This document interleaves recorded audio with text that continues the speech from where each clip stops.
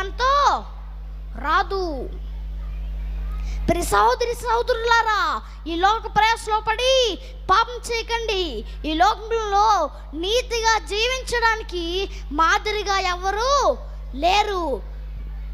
అందుకనే నా యేసయ్య ఈ లోకంకి వచ్చి మంచిని ప్రకటించి నీతిగా జీవించి మన కోసం సిలువలో మరణించి తిరిగి లేచి మనకు నిత్య జీవాన్నిచ్చాడు. హల్లెలూయా, హల్లెలూయా.